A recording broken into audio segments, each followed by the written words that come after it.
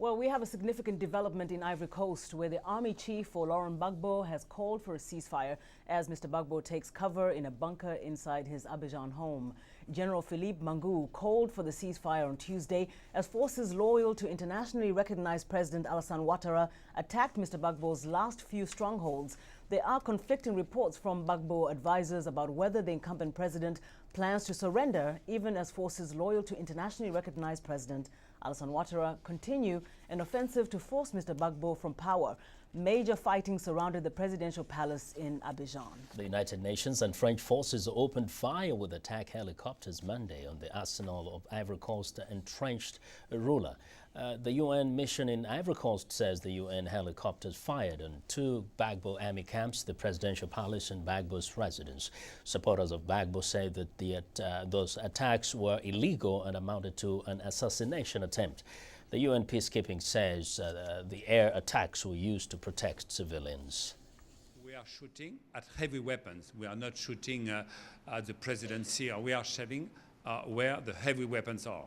We are trying to prevent all heavy weapons to act. So we have to see any gun has to make sure that all heavy weapons cannot be used again against the civilian population or against the peacekeepers.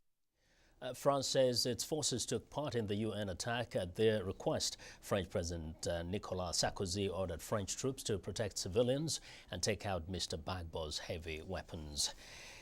Joining us on the phone for the very latest information on the situation in Ivory Coast is VOA correspondent Scott Stearns, who is near the Ghana-Ivory Coast border. Welcome, Scott. Yes, Vincent. Now, this reports that President Laurent Gbagbo might actually be negotiating for an exit plan. What are you hearing? Does it look like it's over for him? French officials and Ouattara aides say that those negotiations for the terms of Mr. Gbagbo's surrender are near complete.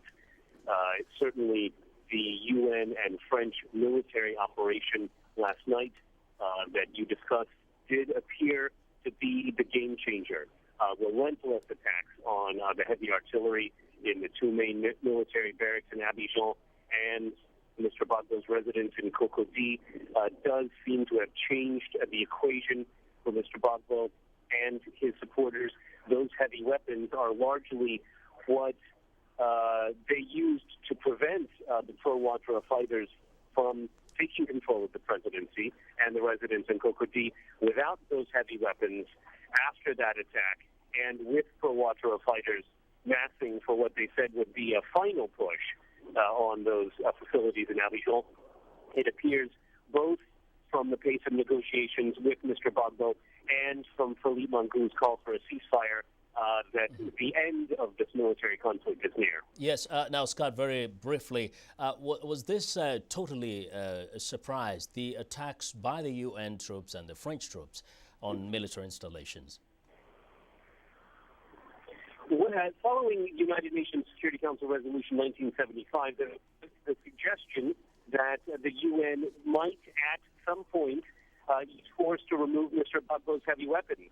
The United Nations says that it was pushed to that measure over the last few days when Mr. Gbagbo used those weapons to attack UN headquarters in Abidjan and to attack civilians.